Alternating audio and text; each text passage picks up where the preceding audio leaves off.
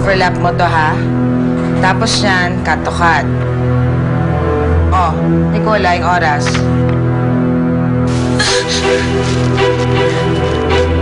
Ano naman to kadramahan itong Gwyneth na to? Gusto na naman maging bayani ng maldita. Ma! Ma, kung may susi na sasakyan, bilisan mo! Uy! Uy! Uy, bilis! Pumunta kayo doon! Sundan nyo! Bilis! Halika na! Uy, yung oras, ha? Sige. Ano na ligatan ninyo? Ang taas ng ligtan niya, bilisan mo! O, sandali! Ayan. Ma, bilisan mo! Oh, ayan, ayan! Bilisan mo! Jimmy, buksan mo yung gate! Mark, tuloy-tuloy lang ang roll, ha? Bilis! Bilis! Tabi! Ma! Sandali! Ma, bilisan mo! Ito na, ito na! Oh, patay na! Mag-roll ka lang, ha? Roll ka lang, ha?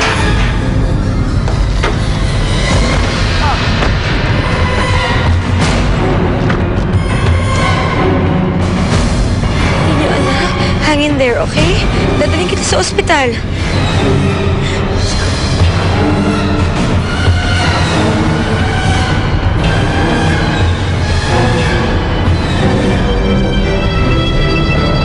Anak, bakit mo naman sila pinapunta at pinatira dun sa bahay?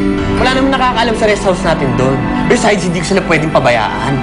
Paano ko malaman Lester at balikan tayo? Wala naman nakakaalam ng bahay natin doon eh. Tayong tatlo lang ni board na nakakaalam. Not unless may magsabi. Alam mo, anak, ang dapat asikasuhin mo ay si Gwyneth. At ang anak mo, kalimutan mo ang babaeng yon. Makipag-ayos ka kay Gwyneth, yun ang gawin mo. No, Ma! Ako ang masusunod sa buhay ko. At kung saan ako masaya, doon ako. Salamat ha. Sige, bye-bye. Dave, feel nyo daw, nasa ospital.